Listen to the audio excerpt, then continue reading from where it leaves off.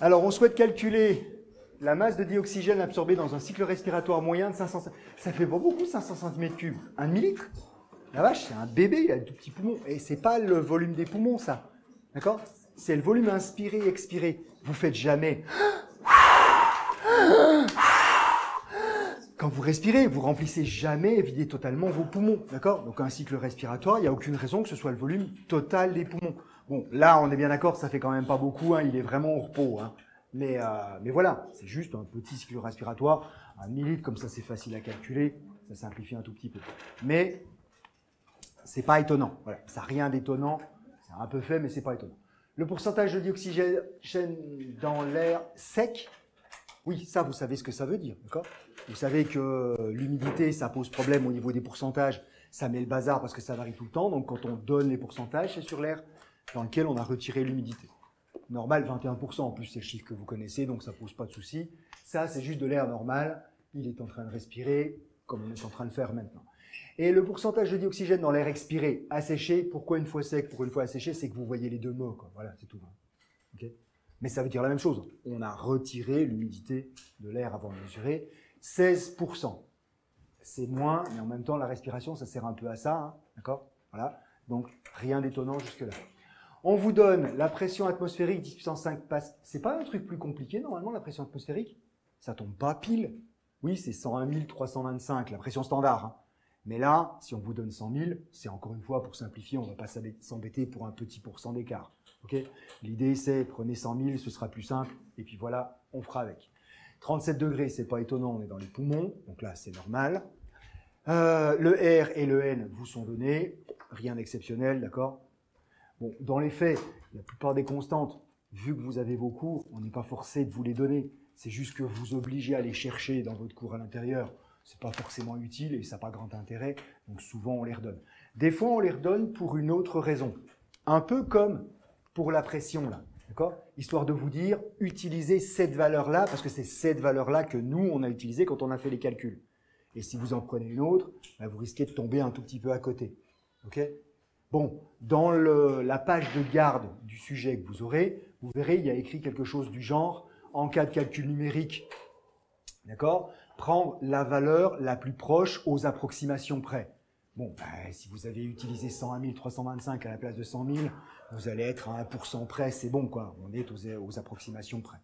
Okay, 15%, c'est pas aux approximations près, hein. C'est on s'est planté. Okay, donc, c'est quelques pourcents au plus.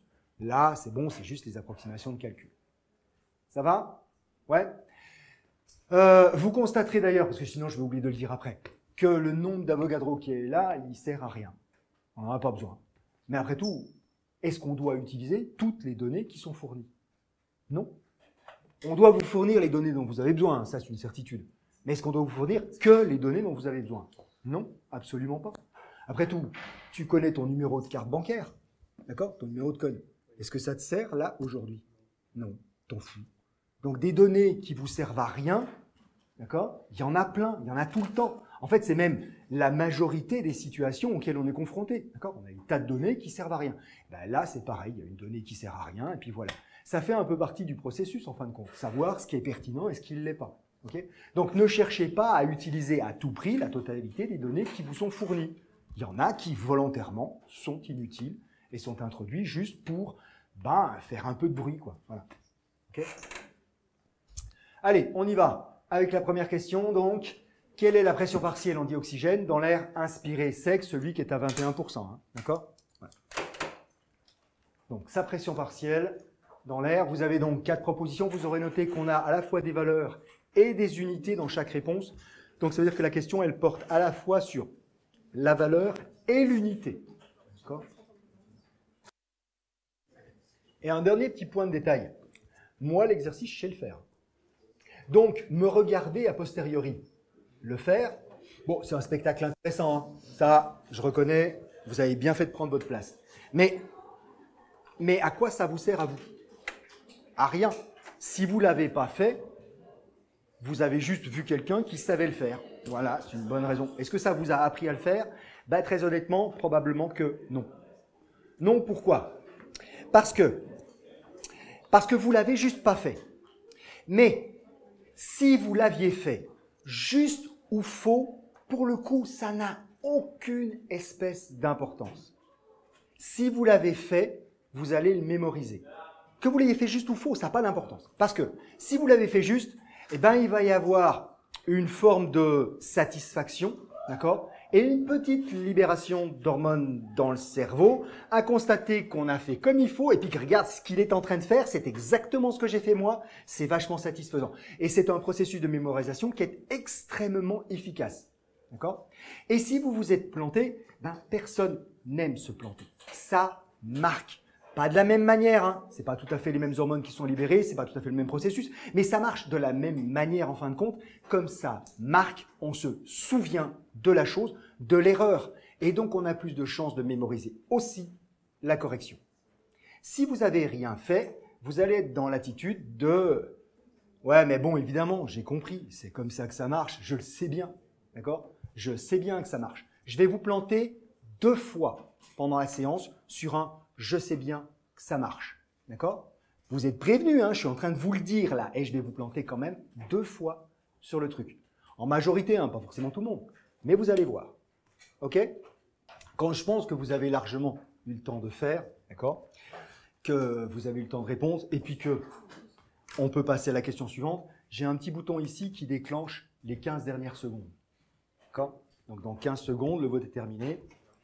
Vous avez tout intérêt à vous exprimer le plus vite possible, même par hasard. Parce que figurez-vous que même en répondant par hasard, vous avez appuyé sur un bouton, vous avez fait un choix.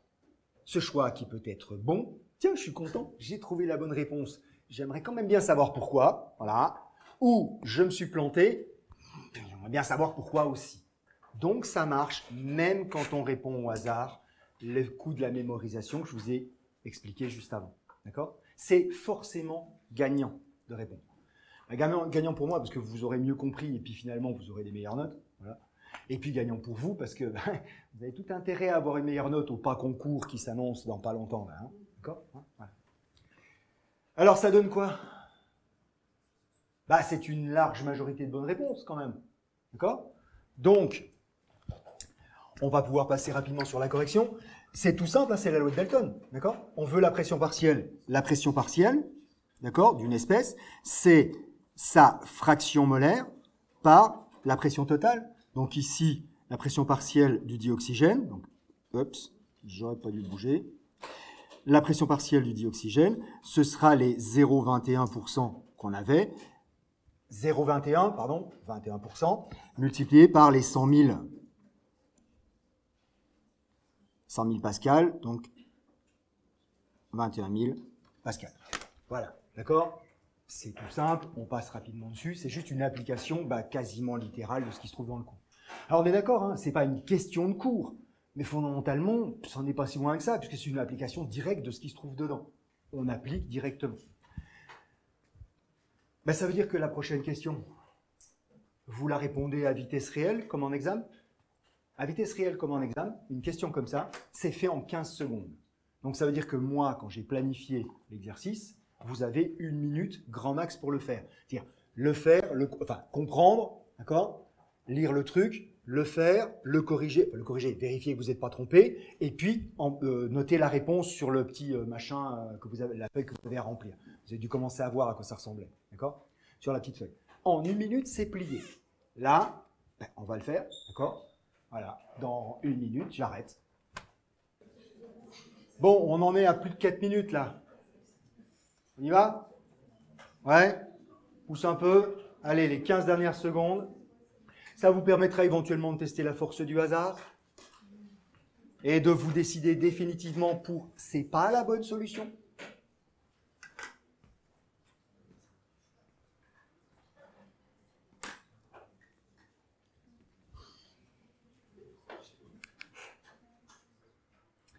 Bon, la barre verte est en tête.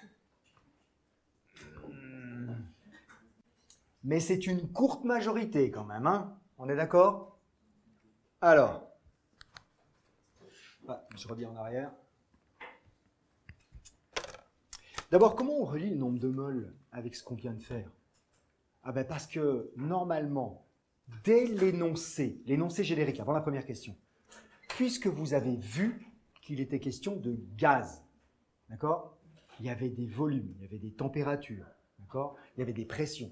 Vous savez qu'à un moment ou un autre, dans cet exercice-là, on va vous faire utiliser la loi des gaz parfaits, s'il veut bien, PV égale nRT. Et dans PV égale nRT, ben oui, il y a des nombres de moles, d'accord? Et cette loi des gaz parfaits, vous pouvez l'utiliser aussi bien sur le gaz total, le mélange de gaz, d'accord, qui est l'atmosphère, que sur les gaz pris, enfin, les types de gaz pris individuellement, c'est-à-dire sur les pressions partielles, d'accord?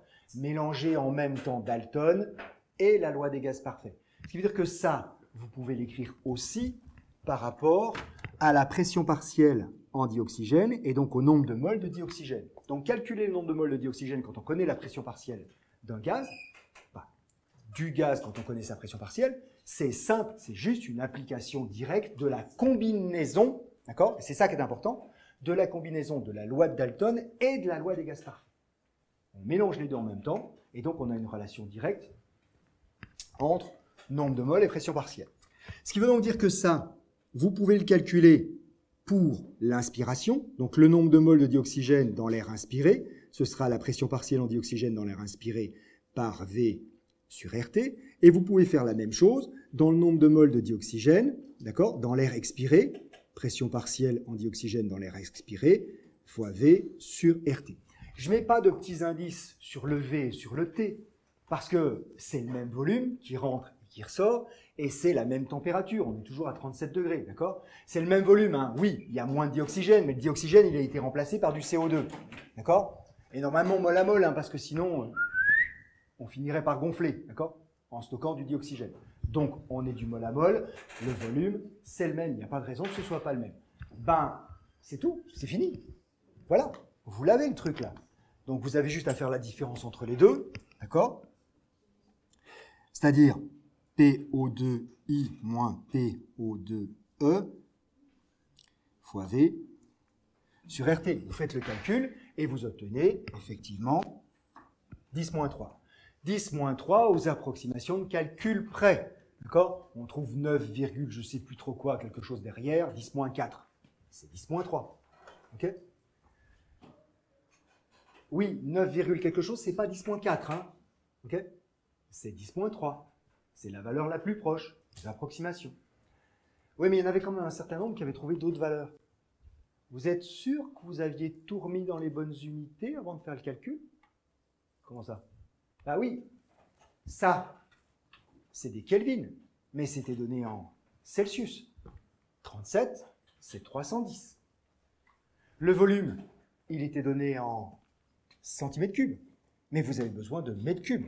Il y a un coef 1 million entre les deux, hein, quand même. D'accord? Bon, là, il se trouve qu'il n'y avait pas un coef 1 million sur le truc, mais le million, il faut le retrouver quand même, d'accord? Cette conversion-là, vous vous plantez en convertissant les centimètres cubes en mètres cubes, c'est bon, vous êtes dedans aussi. Donc ça, c'est le genre de compétence, ben voilà, il faut y faire attention. Okay, en même temps, hein, les conversions d'unités, enfin, je ne veux pas être méchant, mais c'est ce que vous avez fait quand vous étiez en CM1, CM2. Donc c'est supposé être acquis. Je suis d'accord hein, qu'avec le stress de l'examen, c'est facile de se foutre dedans dans un zéro qu'on oublie ou qu'on rajoute. Donc c'est pour ça que prenez toutes vos notes quand vous faites vos exercices. D'accord? Vous prenez une feuille de brouillon, vous notez tout sur le brouillon quand vous êtes en train de faire l'exercice en examen. Pour le voir justement que vous avez oublié un zéro, pour pouvoir le relire et pas le taper directement sur la calculatrice pour gagner du temps. Si vous l'avez noté, vous pouvez le revoir d'où vient l'erreur. Si vous le tapez directement sur la calculatrice, ben, bon, les calculatrices à afficheur, vous pouvez remonter un cran, mais c'est pas facile à lire, hein, c'est pas tout à fait la même manière que quand c'est écrit sur du papier. Ok? Ouais? Donc, 10-3 mol. C'est beaucoup, 10-3 mol? C'est... Ben, d'abord, ça veut dire quoi, beaucoup? Le beaucoup, comment vous l'exprimeriez? Si c'était le beaucoup en nombre de molécules de dioxygène, ah ben là, la question, elle ne se pose pas. Hein, d'accord? Une mole, c'est un chiffre qui est tellement grand qu'on ne peut pas se représenter. Alors, ce n'est pas parce qu'on le divise par 10, par 1000 que ça va changer grand-chose. Il est toujours trop grand pour qu'on se le représente. c'est de l'ordre de 10 puissance 20, hein, d'accord? C'est toujours trop grand pour qu'on se le représente. Donc, si le beaucoup, c'est en nombre de molécules, ouais, c'est toujours énorme, c'est gigantesque. Mais c'est pas vraiment une échelle qu'on peut appréhender. De toute façon, c'est trop grand pour qu'on se représente ce que ça veut dire. Non, par beaucoup, je veux dire, c'est une grosse quantité en masse, par exemple, d'accord? Là, je peux me le représenter. 10-3 mol, je sais pas ce que ça représente. Personne ne sait ce que ça représente, d'accord? Parce que c'est pas comme ça qu'on appréhende les choses. On les appréhende pas en mol, on les appréhende en volume, on les appréhende en masse, parce que ça, c'est des quantités, des manières de représenter des quantités qui nous sont facilement accessibles intellectuellement. C'est les choses qu'on manipule tous les jours. Les mols, non. Juste histoire de replacer un tout petit peu les choses. Une mole d'eau, ça pèse combien? C'est quelle quantité une mole d'eau? C'est une bouteille? C'est une cuillerée? C'est quoi? Je sais pas, qu'est-ce qu'il me pose comme question? Ah, si, vous savez. Vous connaissez tous la masse molaire de l'eau, non? Une mole d'eau, ça pèse 18 grammes, parce qu'une mole d'eau, enfin, l'eau, sa masse molaire, c'est-à-dire la masse d'une mole, c'est 18 grammes par mole. Donc vous savez qu'une mole d'eau, ça fait 18 grammes, d'accord? Ça tient dans une cuillère, hein, d'accord? Une cuillère à soupe. Pas de souci. C'est bon pour tout le monde? Ouais? Voilà ce que c'est. C'est comme ça qu'il faut se le représenter les choses. Là, on peut se représenter. Donc une mole pour l'eau, en l'occurrence, c'est pas grand-chose, d'accord? C'est pas une très grande quantité. Ça tient dans un fond de verre, quoi. Alors, si c'était une mole d'ADN, ce serait un peu différent, hein, d'accord? Parce que vu la taille que ça fait, d'accord, le nombre d'atomes qu'il y a dans une molécule d'ADN, là, c'est plus le même tonneau, ok? Il faut ramener le camion. Mais c'est différent. Là, en l'occurrence, ça fait combien si on le mettait ça justement en masse? Ben, c'est justement la question suivante. Histoire qu'on se le représente.